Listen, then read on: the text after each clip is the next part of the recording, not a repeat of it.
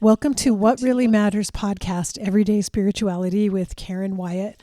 Thanks for joining me here today for another episode. If you're not familiar with me, I'm a retired hospice physician, author, and I host a second podcast called End of Life University that's available on all the podcast platforms, where I interview people who work in some way in the end of life arena. So it's a very eclectic podcast. Huge number of interviews posted on there with lots of fascinating, interesting people. And we mainly just have conversations about death and dying and grief. So if you haven't heard that podcast already, I encourage you to check it out. And I also have a YouTube channel by the same name, End of Life University, where videos of most of those interviews are posted if you enjoy watching videos. But this podcast, What Really Matters, is a solo podcast where I share basically some of the spiritual lessons that I'm learning or things that I'm working on right now. I usually try to just talk to you about whatever's happening for me in my current life and share with you little tidbits of things that I've read or learned about or that I'm working on. So I tend to be pretty vulnerable and forthcoming in this podcast and really just tell you things about my life and my current life included, and what I'm learning and the take-home lessons I'm discovering, just in hopes that maybe it will encourage you as well. Not so much that I'm trying to encourage you to learn exactly what I'm learning or that I've learned something amazing that everyone should know. More that I want to talk about the process of learning as we go, of learning from the life that we're living, from the day-to-day experiences that we have, and how we can use those to grow spiritually. And so that is the gist of what I talk about here. I also have recently started a page on Substack where I blog about, for one thing, artificial intelligence and how we can utilize AI in a soulful manner as part of our spiritual practice and part of our growth in consciousness. And I wanted to point you to my most recent post there, which is a companion for this episode. It's titled Becoming an Elder in the Age of Technology, Why the World Desperately Needs Our Conscious Elderhood. And so you can read that post where I talk a lot about the need for conscious aging because we're living in a death-phobic, anti-aging society that tells us the goal is to remain as youthful as possible for as long as possible, to not show any signs of aging, and to resist aging and getting older. And I just wanted to write a counter to that and talk about why we need to move into a developmental stage of our lives of elderhood, where we cultivate wisdom and consciousness that can be beneficial to younger people as they are navigating their journeys. And so we turn our focus away from what we are trying to accumulate, acquire, achieve for ourselves as individuals, to what we can offer now that could be beneficial to other people, that could help make the world a better place. So you can read that post, but in this episode, I'm going to share with you some specific practices that we can use to prepare us for our own elderhood. And, one question that comes up, I think, is, well, at what age do you become an elder? And I don't think there is an actual age when that happens. I think it's a stage in our development. Some of us will never get there. Some of us may live 120 years and never become elders because we never reach a stage of consciousness that we're able to contemplate and reflect on and learn from, and then also share what we've learned with other people. So some of us will not become elders no matter how long we live or how old we are. So it's not a matter of age. Some of us may become elders at a relatively young age because we we grow rapidly. We learn a lot in a short amount of time in our lives. And we may reach a place where we're ready to start sharing that wisdom with other people, ready to become a mentor and play the role of an elder in society, even if we have not yet reached an older age. So it's not about chronological age. It's much more about stage of development of our consciousness development. And I've talked a lot in previous episodes about that, about some of the stages that we go through as we're growing in consciousness, growing spiritually. But I really wanted to talk about what if we're at a place in life, first of all, where we don't feel like we're an elder yet. We don't feel ready to be an elder. We don't really want that role. But we do recognize, I'm getting a little older now and things are changing within my body. And what if we're anticipating that, say, in 5 years or 10 years, maybe we will be ready to be elders for our society, to be elders for others in our community, to teach them things that we've learned. And how do we prepare ourselves to be ready to become an elder in the future? Or maybe some of us are ready right now, but we just need a little support and a little help and some resources to move into that stage of our life. Maybe it's calling to us and we know that it's coming to us. So I just wanted to share with you some thoughts about ways we might help ourselves prepare to be an elder in the future, or maybe sooner rather than later we'll be ready for that role. And again, go to the post on Substack where I talk a lot about the roles that elders play, why it's important, and you'll find all that there. I don't want to repeat it here, but read the blog post first, and then this may make more sense to you. But the first thing that I want to point out is as we're moving ahead and attempting to grow in consciousness and grow spiritually, we each do need to have some sort of practice, because this type of growth does not just happen automatically. And, there are types of physical growth and changes when we're younger that happen no matter what we do. But this spiritual growth takes some work and some practice, and we have to spend time with it. And so we really do. If you're someone who's never had a spiritual practice or set aside time for any type of practice, if you want to prepare yourself to be an elder someday, you will need to do that. You will need to start to focus on an inner life, how to go within yourself and reflect and contemplate and look at yourself in order to actively cultivate this wisdom of elderhood. So it might be, if you're someone who's part of a religion that you value, that speaks to you, and that you've been able to grow with and you feel good about, it might come to you through a religion. Maybe your religion already offers you practices that you could use to deepen yourself. And if you're comfortable there and that feels right to you, I encourage you to do that. For many of us, our spiritual growth didn't really begin in earnest until we left religion. Many of us had to deconstruct from some of the dogmas of religion that we were taught that actually interfered with spiritual growth. And so for me, for one, I deconstructed when I was in my late teens, early 20s from the religion I was raised in. And so many people do need to leave religion, but not everyone needs to do that. So that's something for you to decide. If you feel like this religion that you practice, that you're part of, is spacious enough for you to grow, to take on some new ideas, to look at yourself, to do some healing and transformation, and you'd like to stay there, by all means, I encourage you to do that. If you're someone who has deconstructed from a religion, when you hear the word spirituality or practice, that may create a negative reaction in you. You may feel like, no way, I am not going back to that. I will not do that again. I lived my life that way before. I don't want that.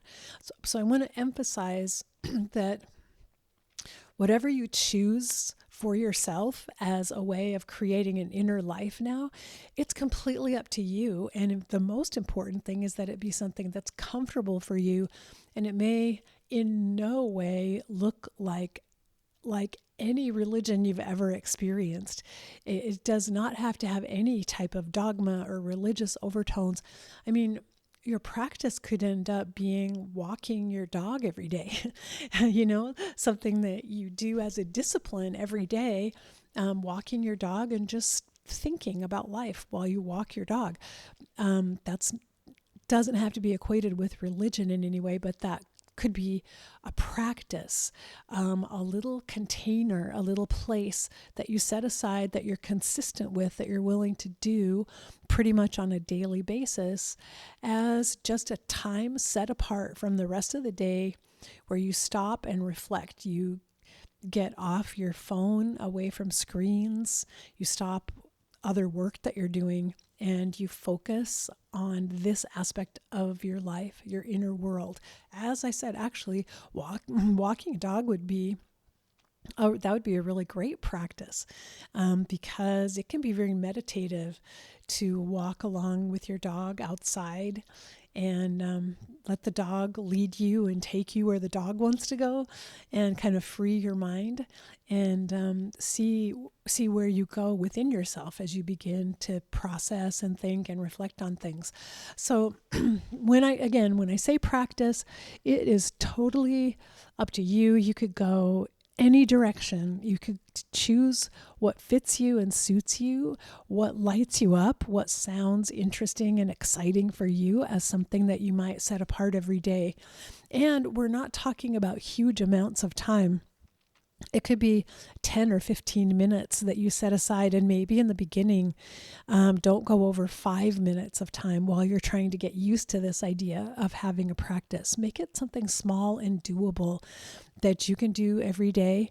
And for a practice, you might tie it with a time of day, maybe when you first wake up in the morning, or before you go to bed at night, or before you eat a meal. There might be something that you already have a routine and a ritual for in your life that you could just add on a little bit of quiet time to whatever that routine is that you already do, that you're already used to.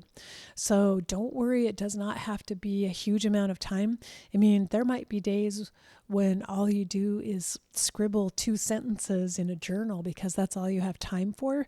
But the very fact that you sat down and did it, and you honored the practice and you showed up for it, even if it was only for 60 seconds, that alone is valuable.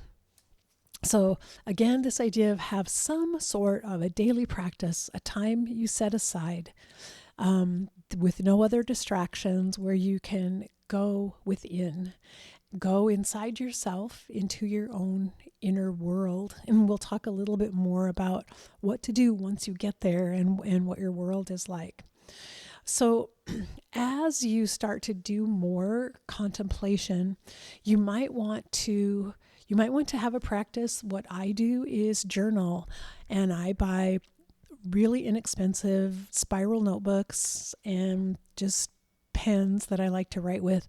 And I just simply write in the notebook every day. And I basically, I might write down what's going on that day. I might write down something that bothered me that day or the day before, if I'm writing first thing in the morning, that's on my mind. I might write down a dream that I had that I'm confused about or wondering about.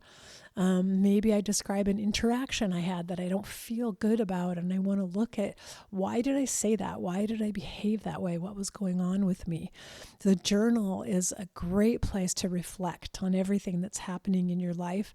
The journal, it's like writing a letter to a wiser friend, you're actually writing a letter in some ways to your higher self. You're telling your higher self a story of something that happened that you're trying to understand and figure out.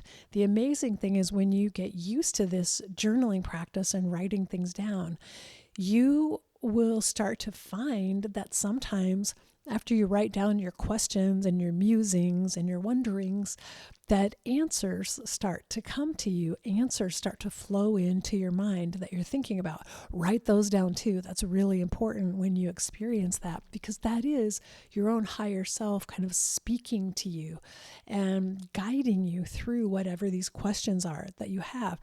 And so it's a valuable practice while you're doing it, but you're also recording a moment when you may be learning something new, and you'll be able to go back and reread it later on if it's something you want to remind yourself of. Oh yeah, what happened that one day after I had that dream? What was it? The insight that came to me that day.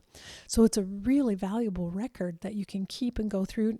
Now, I almost never reread my old journals, but occasionally there's something so big and so momentous that's written there that I put a little marker on that page so that I can easily find it. And sometimes if I'm struggling or feeling down, I'll go back and reread one of a marked page, because it will remind me, wow, sometimes I get amazing insights and I learn something huge about myself. So that's why I find journaling so valuable. I know some people hate writing and would never journal, and that's fine too. You can do voice recordings if you would like that, but you don't have to do any of it. You can do it all in your head. You can think and talk to yourself, pray, meditate, do yoga, whatever helps you get still and quiet and go within yourself. So again, I emphasize journaling because it has been so beneficial to me. But think of what is best for you, what might work for you. And one of the things when you do go within yourself, that you want to start contemplating some of your long memories of life, because elder wisdom it's actually wisdom that's based upon having lived life for a lot of years and having been through lots of different experiences. And when you contemplate your life, it's really helpful to have the lens that you're looking for through lines. You're looking for threads that have kind of run through various experiences of your life, because those are very telling. Those threads of things that have maybe happened over and over, maybe multiple times you've had similar experiences, and they might be upsetting experiences, but when you start to look at that and start looking and remembering each time that one experience has happened for you, you may begin to say, oh, there's something about this experience that I need to see, something that's hidden within it that I haven't recognized yet. And when you start recalling those memories and writing them down or writing about them, the threads that run through them will start to appear to you.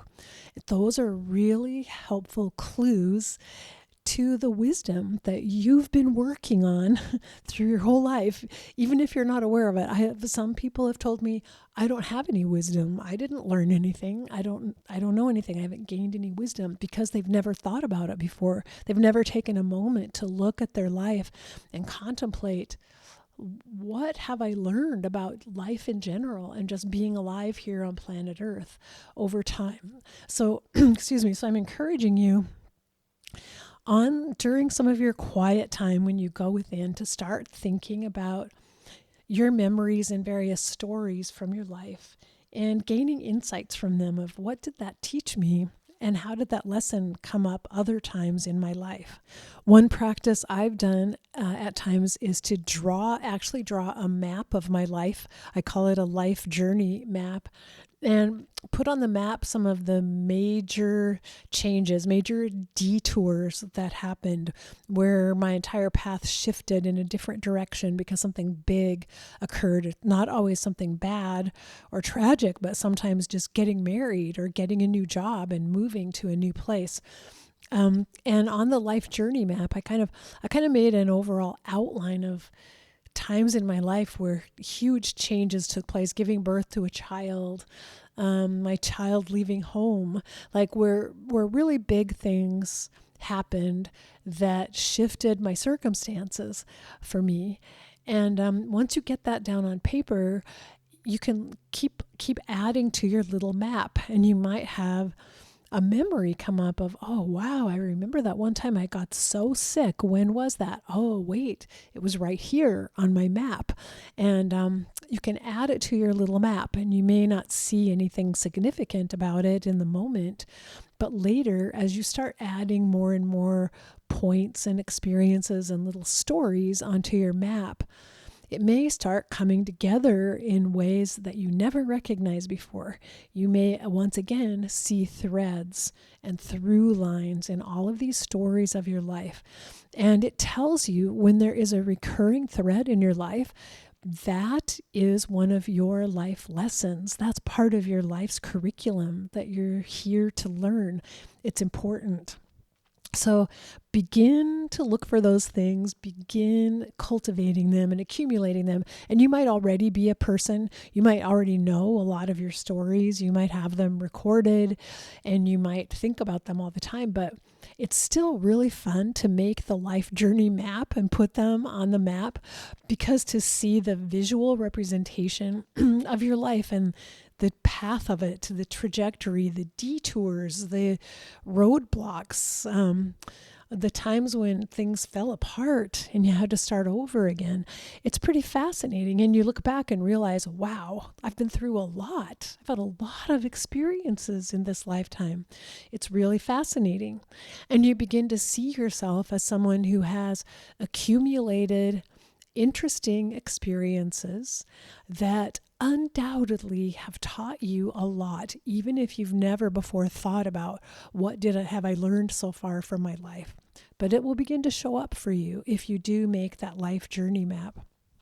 So that's one thing that I emphasize: the journaling, the life journey map, taking time every day for this kind of reflection. And I wanted to give you some actual tools of things that you can use. A couple of episodes ago, I recorded an episode on the loving kindness blessing, which is also called metta in Buddhism. And I offered a download of the actual loving kindness blessing that I use and say on a regular basis. It's really part of my meditation that I do. And so I encourage you to go back and listen to that episode and download the loving kindness blessing, because that can be a really nice addition to your quiet time and reflection time. It could be a nice way to end your little time with your journal or walking your dog, whatever it is, because you can say the blessing for yourself. May I be at peace. May my heart remain open.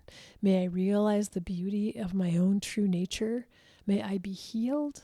May I be a source of healing for this world. But you can also use this blessing and say it for other people. And I find it to be an amazing way to start healing sometimes relationships when there's been tension with someone, when I know, like, oh, I don't think I did the right thing or said the right thing and I'm not sure how to handle it now. Or I know that someone is just upset with me, but I don't know why. I don't even know what I did. You can say the loving kindness blessing for that person. May you be at peace. May your heart remain open. May you realize the beauty of your own true nature. May you be healed, and may you be a source of healing for this world. As you move into elderhood, if you become a mentor for someone, this blessing is something you would start saying every day for the person that you're mentoring, that you're helping to grow. It's a wonderful tool. I adore it. It has changed my life, and you'll hear my stories of how and when I've used it if you listen to that previous episode. So that's the loving kindness blessing. I think it's a fantastic tool to have on hand. You can keep it in your journal if you want, have it with you. Next, as a tool, is the idea of slowing down by doing a slow walking meditation one day. And maybe you only do this every couple of weeks. You may not be able to do it with your dog if you have a big, powerful dog that wants to run. But there's something incredible about slowing down very much and taking a very slow walk where you simply barely place one foot in front of the other.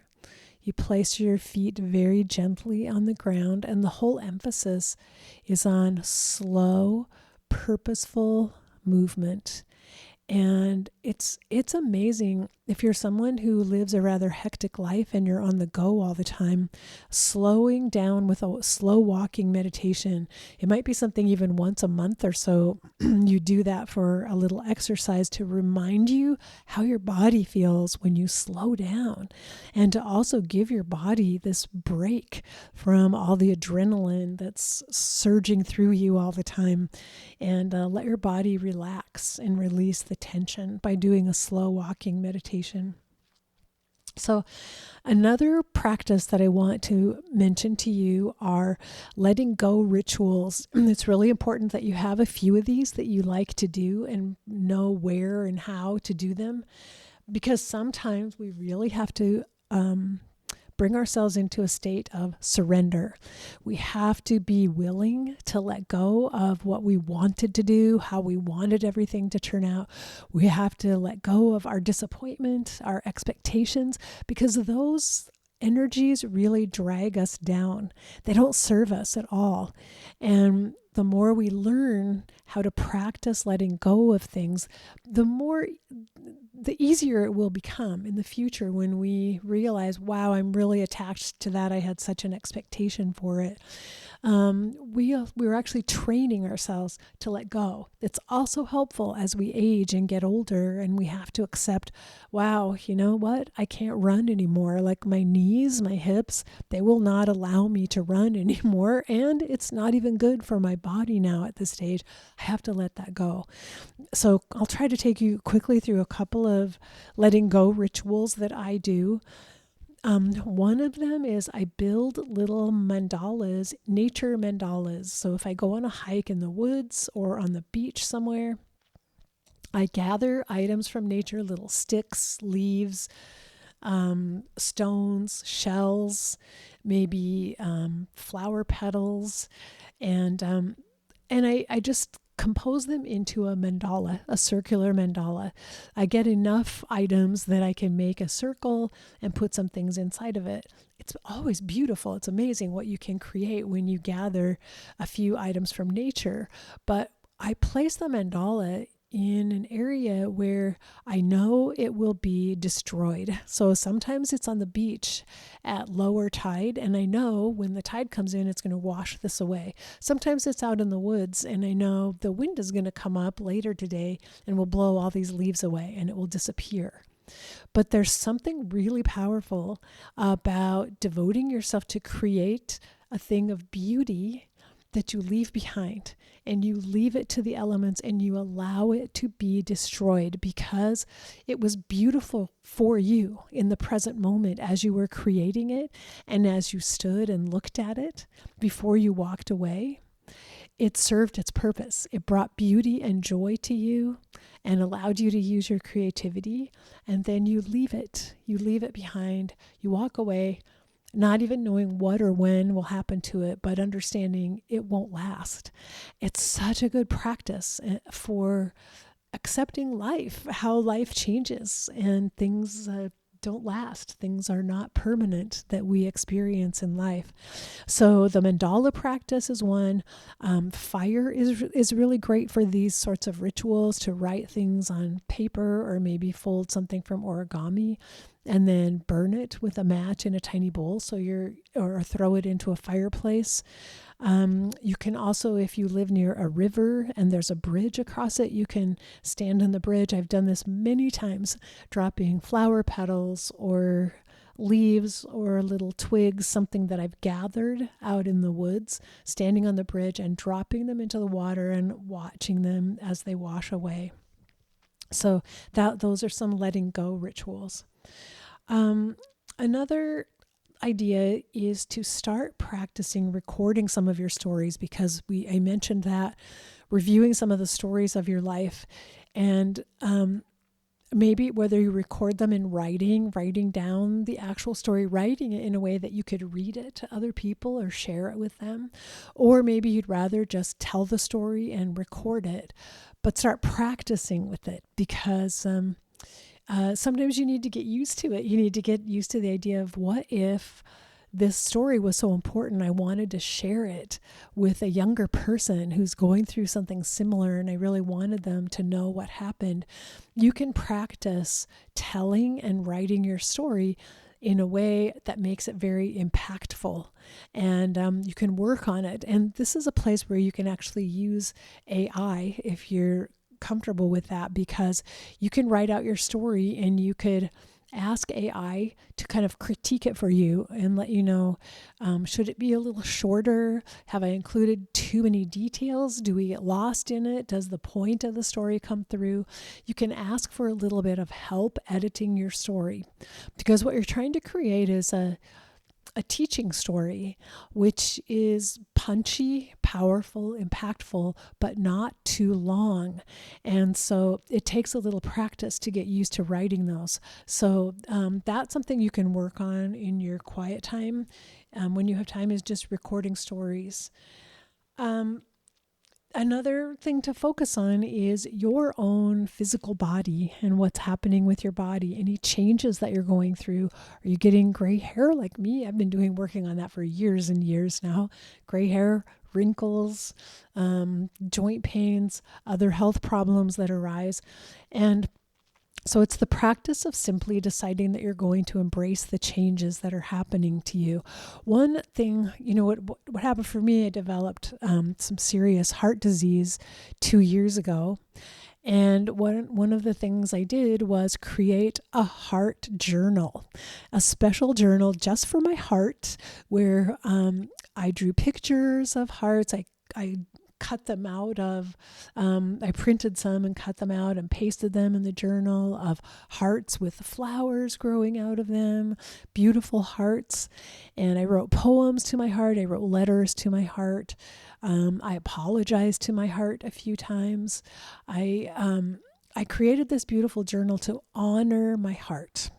And I'm now adding my lungs to it, because I remembered that my lungs are part of the cardiopulmonary system. So I'm now working on my lungs and honoring my lungs as well in this journal. And it's an amazing way of suddenly turning a part of your body that you may have felt was betraying you in a way, like, wow, I can't believe my heart did this to me and this happened, to turning it around and loving that part of your body, just loving your body as it is, wholeheartedly, as I would say, fully love whatever's happening in your body right now. So that could be another one of your practices if you're going through an illness or injury or some sort of physical change that you're struggling with a little bit, to move past hating the fact that your body's changing, to loving it and embracing it and welcoming the change that's coming to you.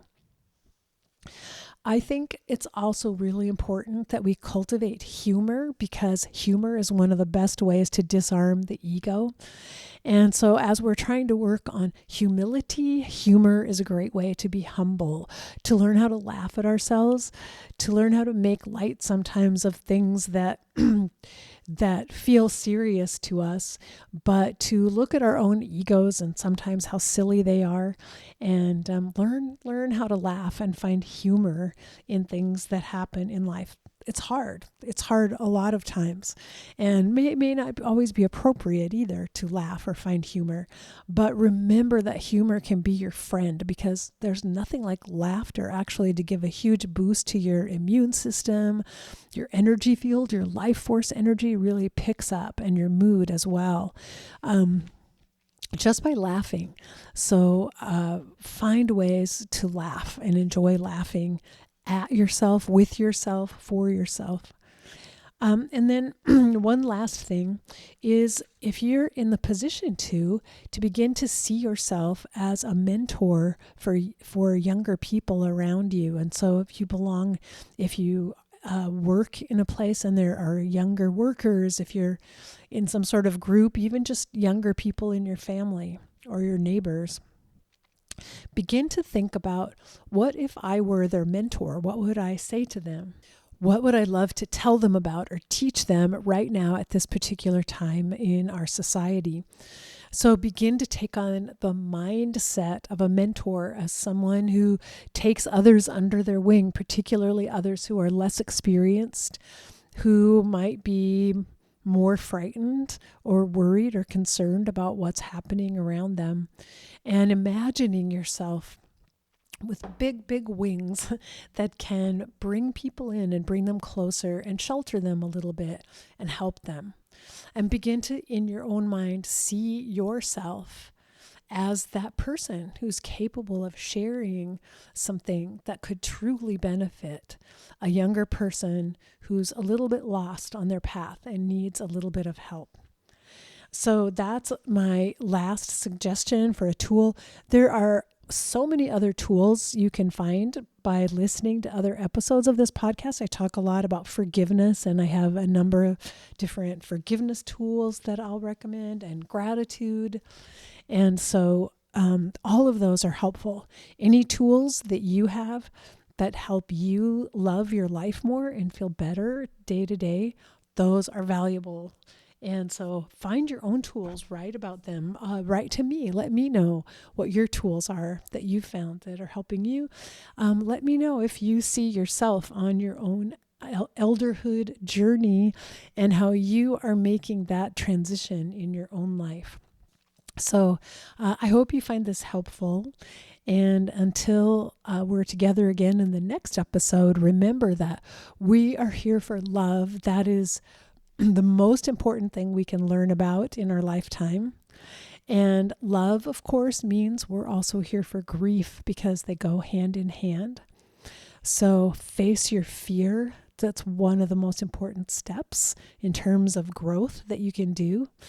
Be ready for whatever life brings you next, because life will bring things to you. You can guarantee that. It will bring you the unexpected, the surprising, the disappointing, but perhaps the amazing and miraculous as well.